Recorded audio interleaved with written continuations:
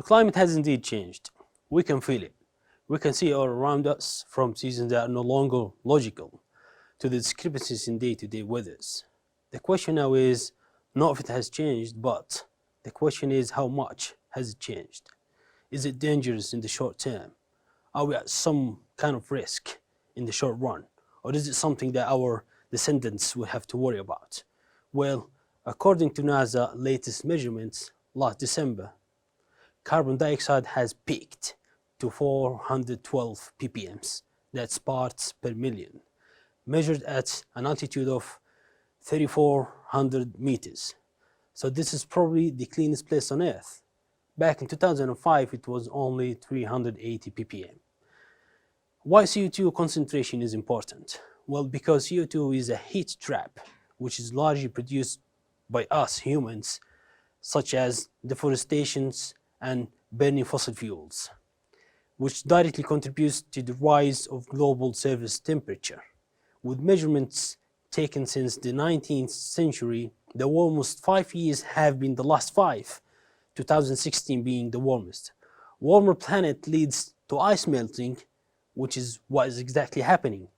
Data from NASA's GRACE satellites shows that the land ice sheets in both Antarctica and Greenland have been losing mass since 2002.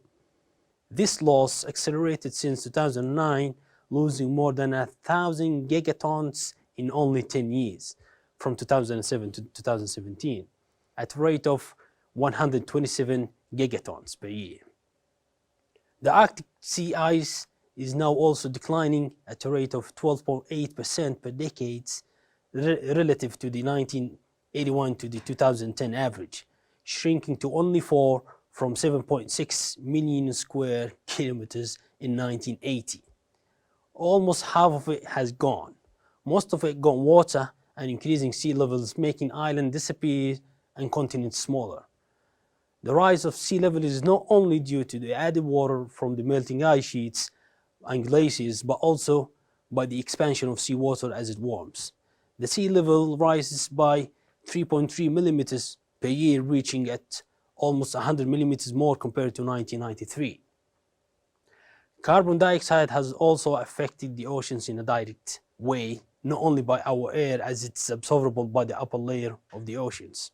Now our oceans absorb 2 billion tons more per year, increasing of the acidity of the ocean surface by about 30% since the beginning of the Industrial Revolution.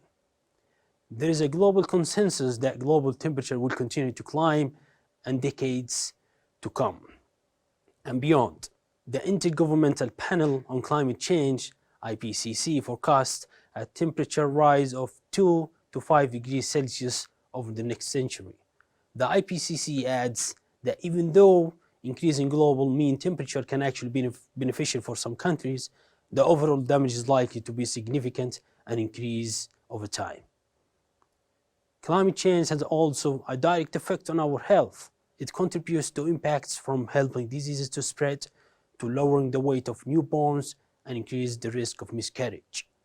In addition to the contamination of freshwater supplies due to floods, as reported by the World Health Organization.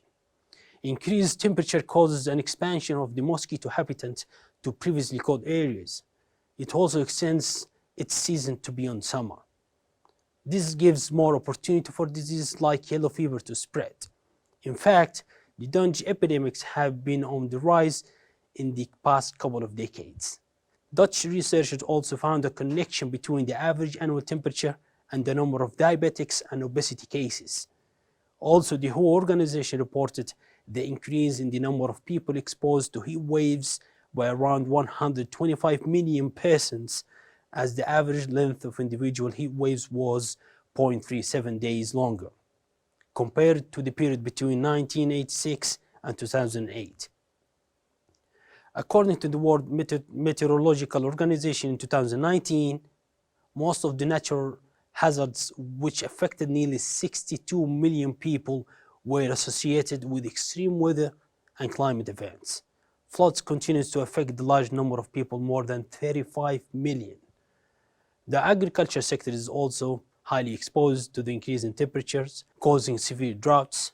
According to the Food and Agriculture Organization and World Food Program, the number of unnourished people was estimated to have increased to 821 million in 2017. Out of the 17.7 million internally displaced persons, the IDPs, tracked by the International Organization for Migration, over 2 million people were displaced due to disasters linked to weather and climate events as of September 2019. Droughts, floods, and storms are the events that have led to the most disaster-induced displacements in 2018. In all cases, the displaced population have protection needs and vulnerabilities. Environmental impacts include coral bleaching and reduced level of oxygen in the oceans due to the acidification.